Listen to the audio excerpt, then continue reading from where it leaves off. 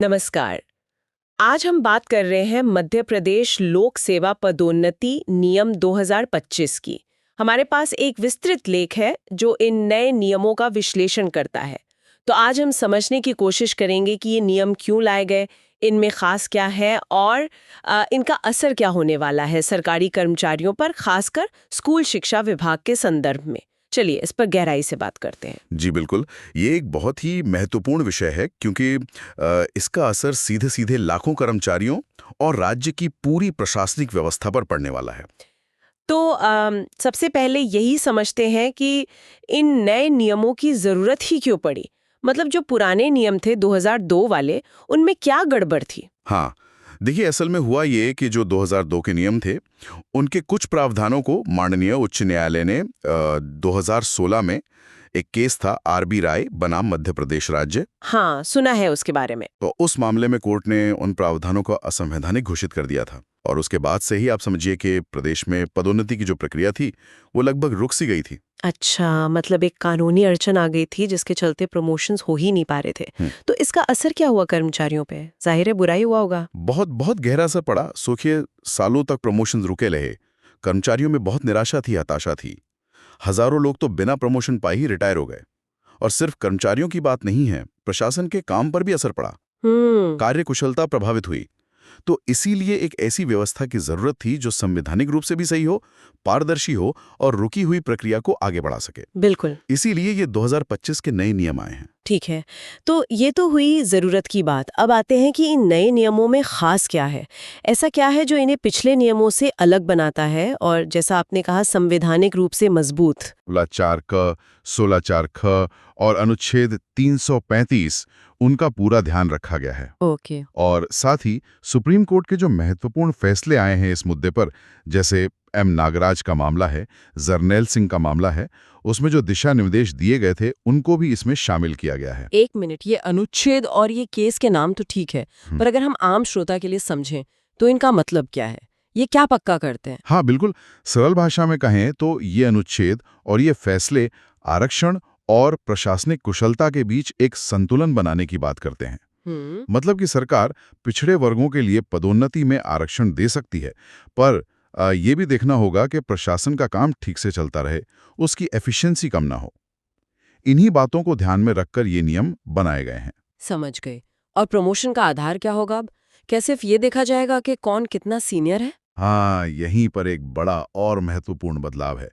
अब प्रमोशन का आधार होगा वरिष्ठता सह कार्य क्षमता का सिद्धांत, सीनियरिटी का मेरिट जिसे कहते हैं। वरिष्ठता सह कार्यक्षमता सुनने में तो अच्छा है, पर प्रैक्टिकली इसका मतलब क्या है? मतलब अब सिर्फ सीनियर होना काफी नहीं होगा? हाँ बिल्कुल सही समझिए आप। इसका मतलब है कि वरिष्ठता यानी सीनियरिटी वो तो एक फैक्टर रहेगी ही, लेकिन उसके साथ साथ कर्मचारी की कार्यक्षमता, मतलब कि उसका परफॉर्मेंस कैसा है, उसका मूल्यांकन भी होगा। अच्छा, कैसे होगा वो मूल्यांकन? उसके लिए कर्मचारी का जो वार्षिक गोपनीय प्रतिवेदन होता है, जिसे एसीआर या एपीआर कहते हैं, उसका सर्विस रिकॉर्ड कैसा है, उसकी पूरी योग्यता, इन सब चीजों को देखा जाएगा। तो मतलब सिर्फ नौकरी में कितने साल हो गए ये काफी नहीं है, काम कैसा किया ये भी बहुत महत्वपूर्ण होगा। तो एक तरह से ये परफॉर्मेंस को रिवॉर्ड करने की कोशिश है। ये तो अच्छी बात है। और क्या खास बातें हैं इन नियमों में? आरक्षण या डीपीसी वगैरह के बारे में कुछ? हाँ बिल्कुल, नियमों में अनुसूचित जाति और जनजाति के लिए जो संवैधानिक दायरा है उसके अंदर पदोन्नति में आरक्षण का साफ तौर पर प्रावधान किया गया है। ठीक है। और एक और अच्छी बात यह है कि जो विभागीय पदोन्नति समिति होती है यानी डीपीसी, उसकी बैठकें साल में कम से कम 2 बार जरूर होंगी, ये नियम बना दिया गया है। और ये डीपीसी की बैठकें नियमित होना क्यों जरूरी है? पहले नहीं होती थी क्या? पहले अक्सर इनमें देरी हो जाती थी और देरी की वजह से ही पूरी प्रमोशन प्रक्रिया अटक जाती थी। कर्मचारियों को लंबा इंतजार करना पड़ता था।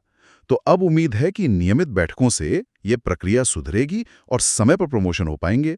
अच्छा। इसके अलावा जो बैकलॉग रिक्तियां हैं, मतलब आरक्षित वर्गों की वो सीटें जो पिछली भर्तियों में खाली रह गई थी, उनको भरने का भी प्रावधान है।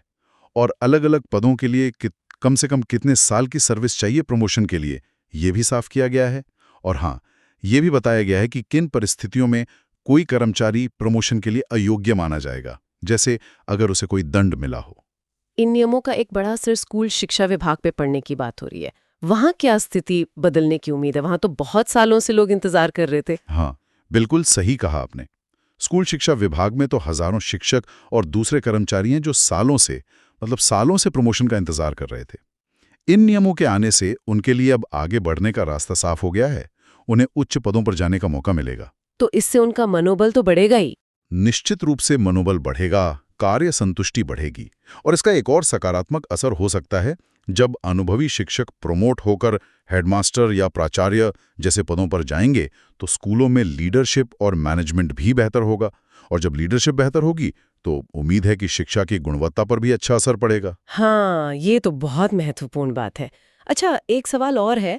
बीच में सरकार ने एक व्यवस्था शुरू की थी उच्च पद प्रभार देने की।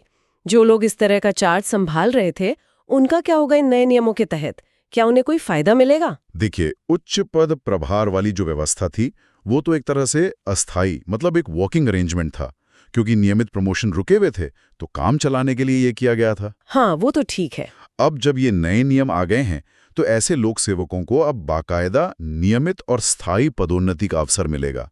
ये प्रभार वाली व्यवस्था खत्म होगी और प्रॉपर प्रमोशन होगा। लेकिन क्या उस प्रभार वाले समय का कोई लाभ मिलेगा? जैसे क्या उस पीरियड को अनुभव में गिना जाएगा? इसकी पूरी संभावना है कि उच्च पद प्रभार में बिताई गई अवधि को प्रमोशन के लिए जो न्यूनतम सेवा अवधि चाहिए होती है उसमें गिना जाएगा। इससे शायद उनकी नियमित पदोन्नति थोड़ी जल्दी हो सके। अच्छा। लेकिन हाँ, इस दौरान अगर उन्हें कोई अतिरिक्त वित्तीय लाभ मिला है तो उसका समायोजन कैसे होगा, ये विभाग के आदेशों और वेतन निर्धारण के नियमों पर निर्भर करेगा। पर जो मूल बात है वो ये कि अब उनके लिए स्थायी पदोन्नति का रास्ता खुल गया है। तो कुल मिलाकर देखें तो मध्य प्रदेश लोक सेवा पदोन्नति नियम 2025 एक बहुत ही महत्वपूर्ण और सकारात्मक कदम लगता है। ये न सिर्फ कानूनी अड़चनों को दूर कर रहा है, बल्कि वरिष्ठता के साथ साथ कार्यक्षमता को भी महत्व देकर एक ज्यादा पारदर्शी, निष्पक्ष और संवैधानिक व्यवस्था बनाने की कोशिश कर रहा है। उम्मीद तो यही है कि इससे कर्मचारियों का मनोबल बढ़ेगा और प्रशासन की कार्यकुशलता भी सुधरेगी।